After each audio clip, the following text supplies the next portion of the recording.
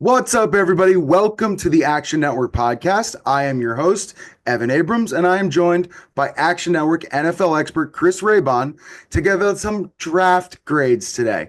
But we're going to do it a little bit differently, but we'll get all to that in a second. Raybon, what the heck is going on, man? How are you? What's going on, Evan? Feeling good. It's always my favorite time of year when we finally get, semi-complete rosters to kind of break down heading into camp, and we can kind of break down all of our ridiculously probably wrong in 2 years opinions about these draft grades and who did well and who did poorly and whatnot. So, looking forward to it. Yeah, I'd like nobody to look back at this episode after today. Listen to it, enjoy it, but please don't reference it because, this one's a little difficult. But we're going to have some fun and we're going to do it a little bit differently. So we're going to go by conference just because it's easier. And we're going to start with the AFC. But I think what we're going to do is we're just going to go by category. So we've got most impactful picks. So we'll talk about the team. We'll talk about the pick we thought was most impactful there. We're going to go the pick surprised you the most. So another category, you can go any pick you want there. We're going to talk about big misses. So anything you think was, overvalued, should have gone this way or the other. And then finally, we're going to do something called message in a bottle, which is basically us making a prediction on a player, what we'll think 5, 10 years down the road. So I am going to let Raybon start off on each of these categories and kind of follow up. So we're going to start with the AFC. Most impactful picks. You've got a few teams here, Raybon. Just start with the first and we'll roll from there. Yeah, so the first one I'm looking at is New England's day 1 and 2 hauls. So you got at 104, Will Campbell out of LSU, the tackle.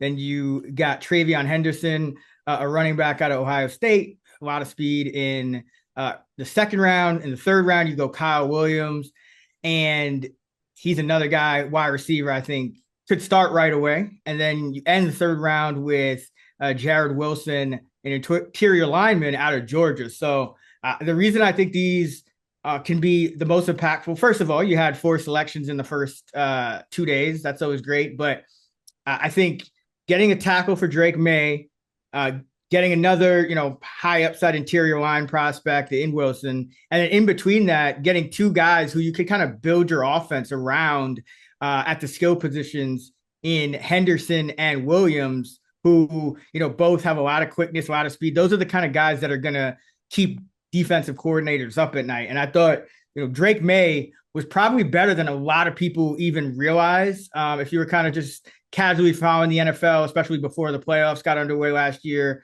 or whatnot. But Drake May really had a very, very solid year one. And I thought what was missing was offensive line and difference-making playmakers. And New England, at least on paper, looks to have gotten him those in droves in the first couple of days of their draft. Yeah, literally they were number 1 or number 2 on my list. 11 total picks. You could call the entire Patriots offseason the most impactful thing. Like at the moment, the difference between what they looked like last year and this year is just completely and utterly different. I think, they were talking about it on the Favorites podcast, Chad and Simon, but even the Patriots look like they're a different team, especially when you see kind of the things the Jets have done, what the Dolphins have done. Like, I feel like they're going to be like competitive in some of these games, and they were competitive last year with that team. So I'm enthralled to see what May does in terms of going forward. But I agree. Campbell, Travion, Williams, Wilson, I think it was great. And I want to give them a lot of credit too, because the other underrated thing about this Patriot team is they've got a really good head coach now in Vrabel. And I want to give him credit for Vrabel, known as more of a defensive guy, smash mouth, football. They resisted the urge at any point, early in the draft, maybe to, go deep. There was a lot of edge rushers and guys like that. A lot of guys at their picks that maybe also presented value. But I like that they went offense with those, important day 1, day 2 selections, and it's really going to make a difference, I think, right away on this roster. So really like what New England's doing all the way around. To your point, Go to your number 2. all right, Denver. I thought their round 1 and 2 hauls were really interesting and kind of flying under the radar a little bit because they were maybe not what most prognosticators thought exactly they would do. So The two picks I'm talking about in particular are Jahdae Barron, the cornerback out of Texas. They went with him at the at 120, and then RJ Harvey, the running back out of UCF. They go with him in the second round. So I thought Barron was interesting because they could have easily looked at, wide receiver here. They could have easily looked at running back here. Amari and Hampton goes, I think, a couple picks after. But Barron, I thought, was the best player on the board at that pick. It's a premium position. Cornerback is still, I know they got Surtain, but cornerback was still kind of up and down for them around him last year. Riley Moss would get picked on. Mathis has had his struggles. So I really think being able to draft a guy, a high upside, first round type of cornerback talent for a team that's trying to go head to head with the Kansas City Chiefs and it's going to have to play him twice a year and then potentially knock them off in the playoffs to ultimately reach their goals. I thought that was a big get. And especially because if you kind of look at, what happened later on with the Chargers, they draft a couple wide receivers. The Houston Texans draft a couple wide receivers. So all these other teams just kind of in those competing playoff spots, with Denver, assuming Kansas City's still the class of the division, which it probably will be. I just thought, resisting the urge to maybe go with a skill guy that would have been a little flashier was a great pick. And then getting Harvey, the only other times the Sean Payton coach teams have gone with a running back before day 3. And I know Harvey was late on dates, kind of middle of the way day 2. But the only other times, Reggie Bush, Mark Ingram, Alvin Kamara. So it's no small thing. They obviously value him very highly. He has a lot of those traits that, I think when people were mocking a difference maker to Denver in the first round at a skill position, they were thinking about in Harvey. He's a guy who's just gonna make a lot of guys miss. I think he's gonna be one of those guys that you can do some different things with in terms of moving around the formation, and he's gonna be just one of those kind of chess pieces. So I really like what Denver did, and for a team that has its quarterback, has a coaching staff, has some blue chip players, I just thought it was a good kind of. I don't know if they expected Barron to be on the board, but I thought, not letting him get past him, even though maybe some people didn't have corner as the number one position to need, was really good. And then coming back and getting a guy like Harvey and not overpaying for running back, like, perhaps some other teams did, even though it was a deep class. I thought it was really good for Denver. Yeah, you said some really interesting things there. And I think off the bat, I didn't think they thought Barron would be available. So, I mean, I think it's interesting to think, oh, wow, they didn't take Hampton. Well, maybe they were like, we're going to take Hampton. Oh, wow, we didn't think this guy would even be close to here. I mean, he was supposed to be, maybe they were talking about like 13, 14, 15. So, by the time we got to Denver, he was still available, especially when Will Johnson was going to slide. I think the interesting thing you always look back at is, okay, they decided to take the corner and then wait for Harvey. We were always going to say they were going to get the running back anyway. I think in future years when handicapping the draft, like we were right. Denver needed a running back. They just decided to make the decision not to take the blue chip guy early and went around later and got another player. So it's like, will they be right? We have to wait and see, but it surely does make them deeper, right? It gets them someone really good early on, which I'm going to talk about in a second, but I like what Denver did. I agree. All right, go to number 3. I would stay in the AFC West. I think Kansas City getting offensive tackle Josh Simmons out of Ohio State with the last pick of the first round could be big because Kansas City is a team that, because of how successful they are year in and year out, they don't really get access to draft these top 10 type talents. And I think Simmons, if he didn't have the injury, he would have been in the front half of this board in round 1. He would have been up there. Maybe Banks doesn't go as highly if a guy like Simmons is completely healthy. So I thought for them to get a talent like that and, a guy they didn't even expect to fall as far as he did, even with the injury, at number 32 is massive because we saw how, the few times it hasn't gone, perfectly in Patrick Mahomes' young career. You talk about that Super Bowl against the Bucs. You talk about that Super Bowl against the Philadelphia Eagles last season. it's been because of the offensive line for the most part. And Kansas City already has wide receivers. They got the coach, they got the quarterback. They'll figure it out at running back one way or another. We saw them bring a guy off the street last year. So tackle is really that position where if this guy hits, and they have a longer season than most, Kansas City, like they generally go deep into the playoffs. So it's not even like Simmons has to hit early on. They can afford to kind of, even in year one, I think he could make an impact, and just add some sorely needed depth behind a guy like Jalen Moore, who could also be a big impactful signing if he is able to shore up that left tackle spot early on. But they got Jawan Taylor, they still got guys like Morris and Seal Matea, like a lot of guys who they just really, I think, weren't as comfortable playing as many snaps as they did. So I think this pick right here, it was a position of need. I thought it was value. And I think it's a high upside pick. So really like what Kansas City did, because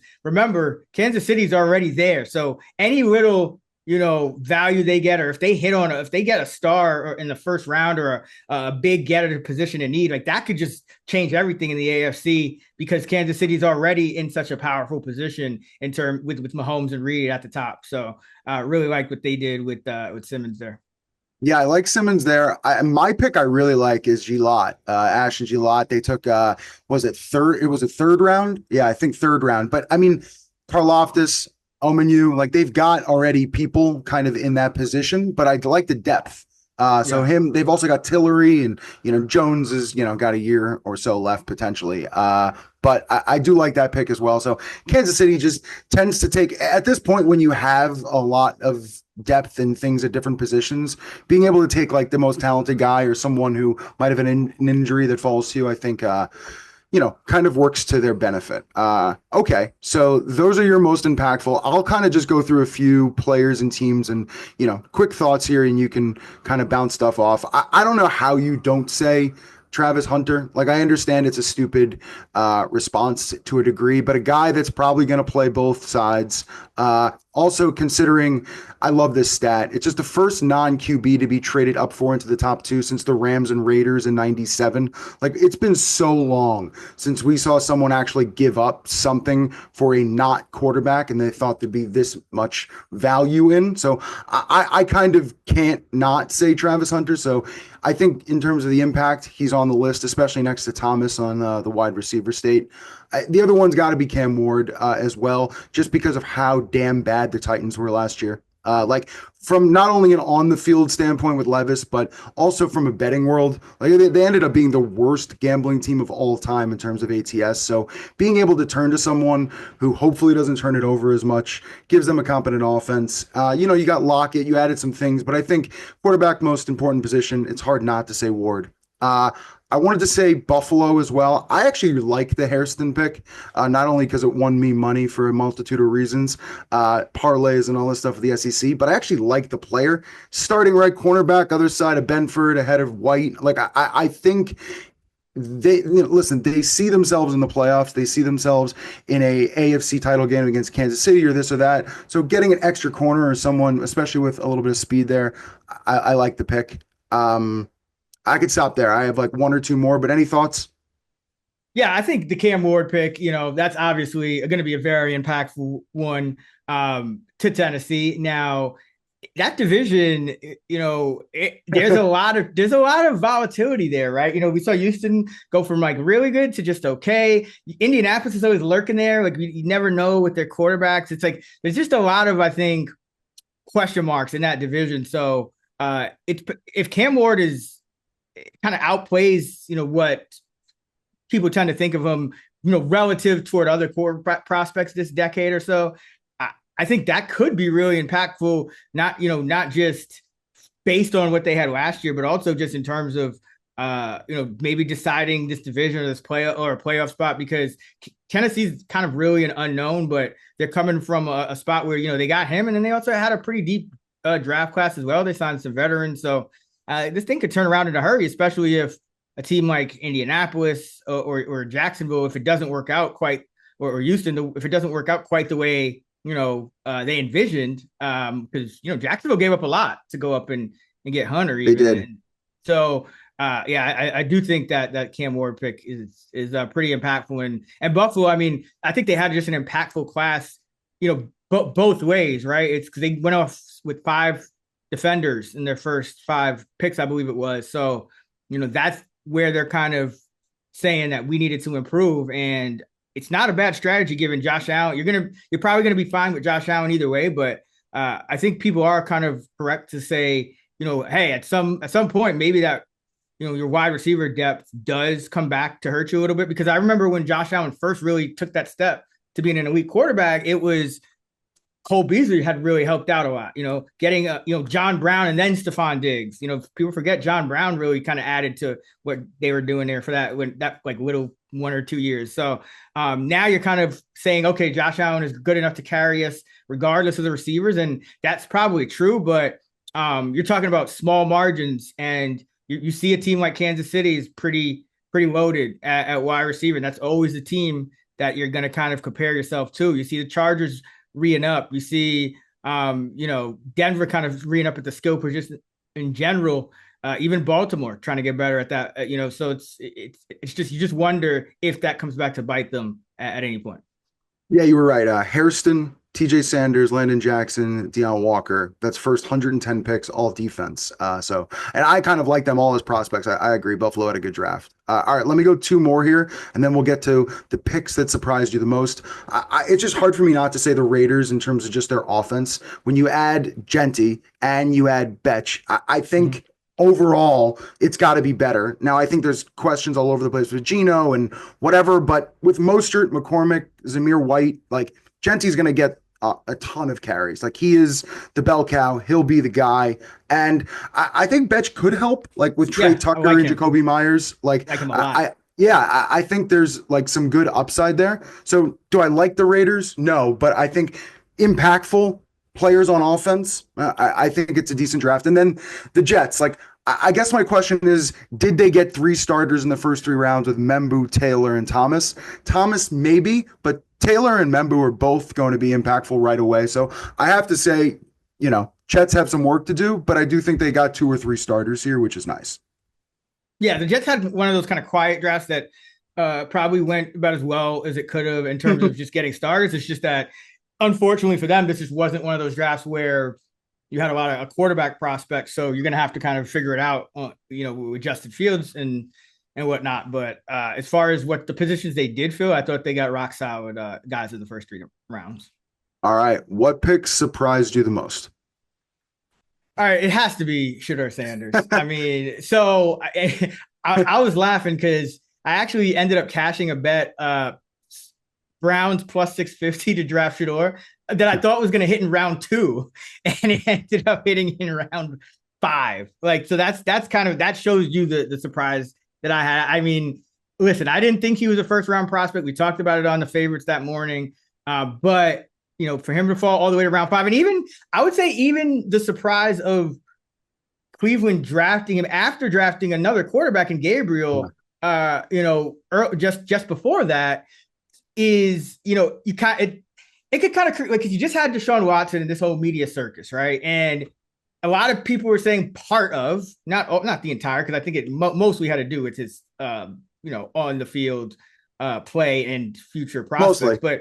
But yeah, some people saying maybe they added to it, just this potential media circus around it, things like that go with it. And I just thought it was interesting that now you have him as not even your first drafted quarterback, but like he could be in the position to compete for a starting job right away. It's just, I just found it surprising that Cleveland would go there after like fading him so many times early in the draft. It could just seem like, man, like this is going to be awkward. And now you're kind of back with this media circus at quarterback in Cleveland one way or another, and for a bunch of reasons that you probably didn't even foresee heading into the draft, even if you did take Shedeur. So that was pretty surprising to me to see him still end up in Cleveland. I get it was a value pick, so I'm not fully knocking it, but it was just surprising after everything else that had went down. Yeah, so Shedeur's at the top of my list too. I mean, I don't know how he can't be, but I think the question mostly is, you take Gabriel in the 3rd round, which I'm going to talk about a little bit later. I think Cleveland's entire draft is a little questionable. Like, I kind of felt like at different times, it felt like different people were making picks. And I don't know if that makes sense, but when you look at so you take The Schlesinger pick was a little questionable, like off-ball linebacker, a little early. They could have potentially gotten another linebacker a little later. They take Junkins over Henderson. I love the Fannin pick, but it kind of feels like a little bit like you took Junkins and then you take Sampson. I love the Sampson pick. So like in that sense, I like some and others felt a little odd at times.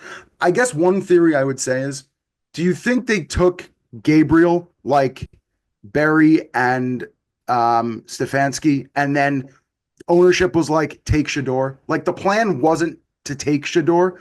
Their plan was, we like Dylan Gabriel, and for some reason, I guess they liked him at that slot. But then later on, ownership was like, oh, he's still there. We're telling you to take him. So it's like, I think it's weird if Barry and Stefanski were like, we're going to take two quarterbacks. Like that couldn't have been the plan, especially with the room they have now. So I just feel like I'm questioning who was making all of the selections in that room, but that's the way I look at it. And I agree. Shador was extremely questionable. Did you have any more? Because I only had two more in terms of being questionable or surprising. Yeah, no, that was my big surprise. I don't think anyone. I have some some misses that we'll talk about next, but Okay. surprising it was Shador front and center.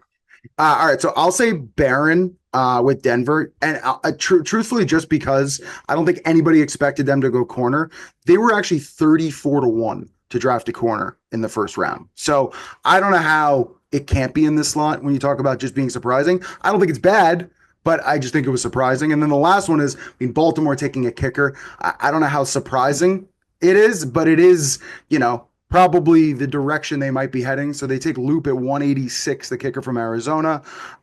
We could talk about Baltimore in a second about some other stuff. Like I love Starks. I think Greens has some upside, but taking the kicker, I feel like was a interesting one that got pointed out by a lot of people. So those are my surprises.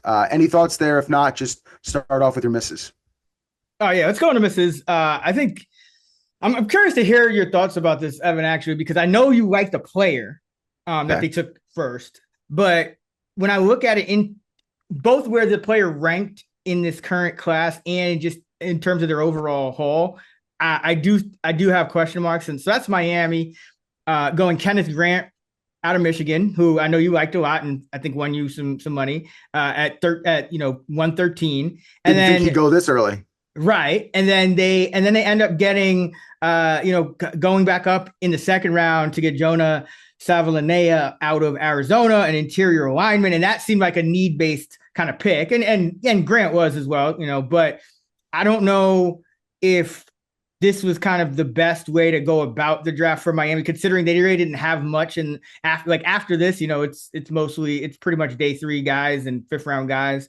So I just question, did they get enough of kind of, did they balance out kind of, going best player available, or did they go too hard for need and you're just not come away with enough, considering you're still probably it sounds like you're gonna trade another blue chip prospect in Ramsey. Like I just don't know I don't know what Miami is. Miami seems stuck in this purgatory. Like they don't, because you lost Armstead, but you didn't get a tackle here, even though you're drafted 13th, and your defense, I mean, it wasn't the biggest issue.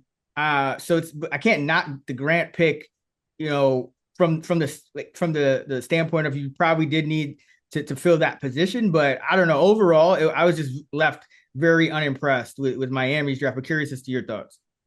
Yeah, I didn't love it at all. They were going to be on some of my misses as well. I mean, I loved Grant. I didn't think 13 was an option. If 13 was an option, he should have been minus 2,000 to go in the first round versus like minus 220, which is where it was.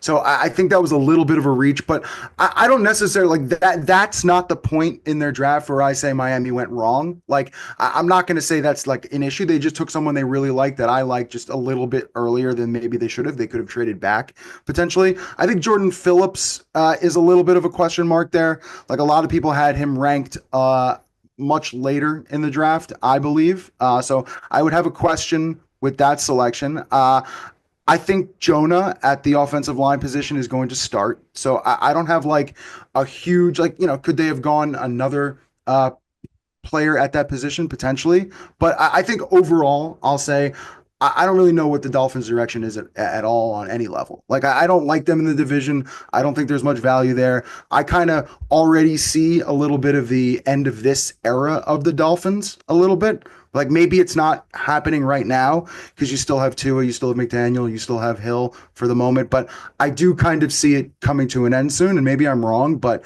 I think that's something I'm foreseeing. Yeah, it was a little head scratching, but like you said, it's probably partially due to the fact that it's just hard to get a read on exactly where the Dolphin, what they're doing, what their view and vision is long term, and are they all in, or do they view themselves as like a true playoff contender, or do they need like a mini rebuild? Like what is? It's just hard to kind of get a sense of where they are. So, But I think the yeah, biggest difficulty is with these three guys there still. I think they're going for like the Super Bowl. I think that's the mindset while Tyreek, McDaniel, and Tua are still at the helm. Like I think they think that's where they're at, which might be hurting them because the rebuild might be easier. But I think it's a mindset right now. yeah. So another team that has Super Bowl aspirations that didn't love the pick. Specifically, I'll talk about their first round pick, and that's the Bengals with Shamar Stewart out of Texas A&M at the 17th pick of the first round. Now, it was a need. Don't get me wrong. So they made, but you could get in trouble making need-based picks. First red flag to me was the need-based pick. The second red flag to me was obviously just the lack of college production. This is all based on traits and upside and a projection. Everyone's heard the 4.5 sacks number quoted a million times. But also, I think part of why it also kind of raises a red flag for me is it seemed like they avoided certain maybe prior risk-based mistakes that they've made by fading some of those other edge rushers that maybe had some character issues or whatnot. And they were burned. They've been burned by that in the past. I mean, even look at a guy like Burton last season. So I thought they kind of avoided that, only to still make like kind of a risky pick just in another way, and it was still need based. So they left some good players on the board at other positions. Even if you just look on at the defensive side of the ball, I mean, you have Janae Barron on the board, you have Harmon on the board. If you open it up to offense, there's even more guys. So it's just, I don't know if this pick, like I know Cincinnati had to get better on defense and specifically on the edge. They had to find a successor for Hendrickson long term. I just don't know if I think they might have taken a little bit too much of a risk at this spot, given who else was on the board and just given what we know about Stewart. Yeah, I think the question you're going to ask in the future is, and looking at just some of the edges, like maybe Pierce went a little early, but is there an opportunity to potentially either take someone like Barron or trade back? And maybe we're wrong about Stewart. I mean, he is an athletic freak, but the sack numbers and all the things that you're referring to just aren't on the paper. But the tape looks great, and I think he slid a little bit because I remember his draft position being just around there, but people were talking about him at least initially early. So I think it all kind of hinges on how Stewart does do for them, especially if Hendrickson isn't there anymore at some point. So it is a need, but I do question kind of the decision. And then when you go forward, like Knight, Fairchild, I think, moving on, they did fine. I mean, nobody was in like the top 110 or so in terms of rank profile.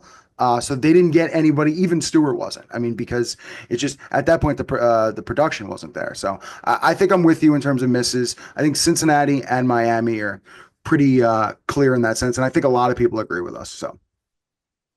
All right. Are we doing message in a bottle? Or you got any more misses?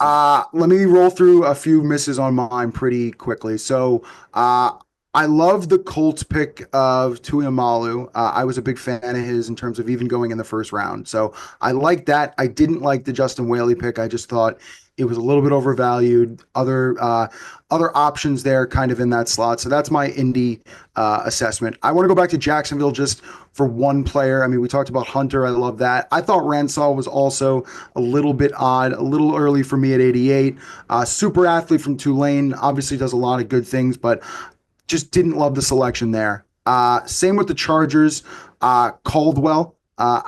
To me, a little overvalued at that slot. I liked Hampton, which I'll talk about in a second. And Trey Harris, obviously interesting considering they have a few receivers and they can't exactly figure that out. So they just throw another guy in the mix. So we'll see how he does with Harbaugh. And then finally, Houston. I thought Jalen Smith was a little interesting. I mean, obviously he's next to Petrie. You have Lassiter and Darby on the other side, but he goes 97th. And then the other one was Woody Marks, USC running back at 116. Probably the backup to Mixon at this point, but I just think it was a bit of a reach. Like, I kind of think so. If you look right when they took Marks, Jacksonville, Giants, Carolina all took running backs in the fourth round right before them. So maybe they just took what was there. I mean, Carolina took ETN. Houston took Marks, and then it was Hunter and Sampson. I love the Sampson pick, considering he's the fourth of that group, but I think Houston might have just gotten caught up. So, any thoughts on those before we roll on? Yeah, for the Chargers, I was tempted to kind of put them in the misses, because, I kind of, the way I put it was, they're going skill guys early, which you're still in a division with Mahomes and whatnot, and so Sure. But I will say, the reason I don't is because I do respect how good Hampton is as a prospect, even though it was a deep running back draft. And you have seen that team make do with, you basically signed Dobbins and Edwards, who nobody wanted. And even if you only consider Dobbins a success, I mean, you've kind of proven that you could kind of cobble together a backfield there. And you did sign Najee Harris. So didn't think they needed to do it, but I do respect how strong of a prospect Hampton is. And then with Trey Harris, he's a man beater, and that was an issue for them last year. Outside of Ladd McConkey, nobody could beat man coverage. So if those picks hit, they're gonna be fine, and they're gonna be fine. Even though I think they could have probably positionally gone a little different directions early on, and still kind of arrived at the depth that they wanted. Overall, I thought the players that they did take were solid, so I wasn't gonna knock them too much. And then Houston was just kind of in a weird spot because they had all these, they definitely needed to remake the line, but they kind of did it like they're focused a little more on depth, it looks like. And, they got a lot of veteran guys. And so they did need to beef up the receiving core, which they did. And it seemed like they were just going best player available after that. So time will tell. I mean, it's hard for me to criticize day 3 picks too much for any team. So that's why I tend to focus a little higher. Those guys tend to be the most impactful, both in the guys you passed over and the player themselves that you did take. So the jury is out on Houston. It's just, I wasn't going to knock them as much because, I mean, they did trade back, and whatnot. And so, but the jury's out. But yeah, with the Chargers, they're going to be kind of a polarizing one, I think. Yeah, the Texans are just an interesting case, trading Tunsil and then trying to rebuild from there. Just interesting decisions all around. So we kind of got to see. All right, last segment here for the AFC is message in a bottle, which is basically we're burying a bottle. We'll bring it up in 10 years. We have to write 2 names in the bottle: a player who will be good to great, and we will consider a good to great draft pick, and a player who will be considered either a bust or someone we overvalued at their draft position. So I will let you start here. You're going to actually give me 2 names. Oh, it looks like 2 or 3. I cheated because I have a few here, so I was hoping you were going to cheat as well. But go ahead, you're up. All right. So for a guy who's going to be good to great, or for a couple guys good to great that will consider good to great picks, 2 stand out to me: Derek Harmon, defensive tackle out of Oregon, to Pittsburgh with the 21st selection in the first round. They didn't get caught up in the quarterback hype. They didn't even get caught up in the running back hype. And they went, with kind of what they do. I think he'll be a rock solid player for them. And also Malachi Starks, safety, going to Baltimore late in the first round. I mean, this is kind of their MO every year, right? They don't necessarily draft based on need. They go best player available. They don't necessarily knock players just because they're not in premium positions. They just kind of take who they think is the best value available on the board, and it tends to work out. So I think Starks, especially, kind of coming into this kind of system, Kyle Hamilton there already, a lot of veterans, just a smart team and good infrastructure around him. Got a lot of guys with playoff experience. I wouldn't be surprised if, Starks is yet another one of those Baltimore secondary players that they got late, that it's just like a rock solid guy, blue chip guy, ranks top 5, top 10 in the league at his position, if not higher. So those are the two guys for me. So I like the running back class. I don't necessarily think that's a shock, but I'm a Hampton and Genty guy, especially the locations they went to. And the story with Harbaugh about trying to trade with Philly and then being like, no, actually, I need Omari and Hampton just makes me love him more. So I'm a big fan there. My number one was Starks. So I thought it Okay. was great that you just wrote that down. I think he's just a perfect fit. I had him going as the first safety. It worked out.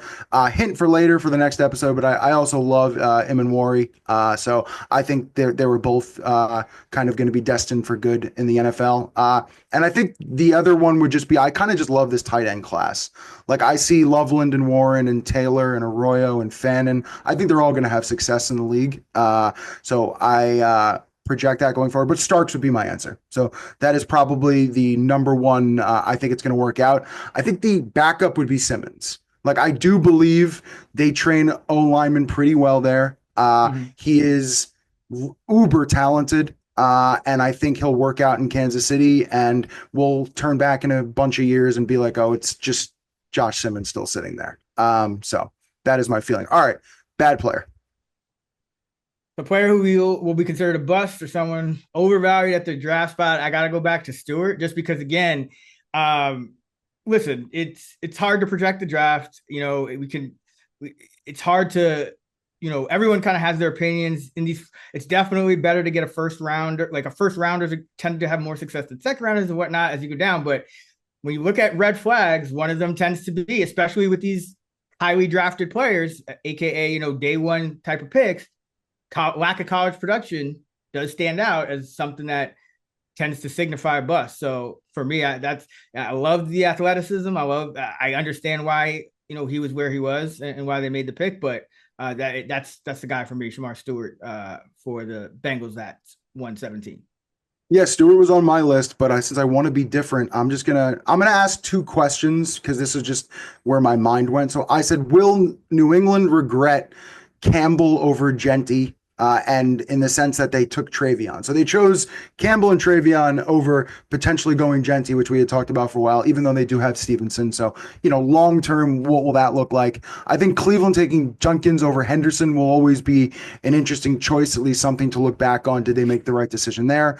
But for me, it's Dylan Gabriel. Like, even though it was a third round pick, no one had him in that slot. And I still don't believe it is going to be a good pick, and we're going to look forward. And, he might get an opportunity or two, but I just don't see him as a prospect. So that's going to be the one I'm going to write in the bottle. Anything you think I'm crazy? I mean, for New England, I think I would probably rather have the Campbell Henderson combination than Yeah. Genty. Just because of what they're dealing with. You have a quarterback that you already feel good about, but you really just needed that O line help. I know Campbell isn't sexy, but I think combine when you look at the rest of their haul in the first couple of days, I think I'd be happy where I was if I was doing it. Yeah. Between the offseason and the draft and all that stuff, they're a completely different team. All right. That is the AFC. So we are going to be back. We have another episode coming up right now on the NFC, which will be on your feeds. And we're going to do the exact same thing, go through each of the categories, go through all the teams, talk about the draft picks. But until then, I am Evan Abrams. That is Chris Raybon. This is the Action Network podcast, and we'll be back soon with NFC draft grades. See you soon, guys.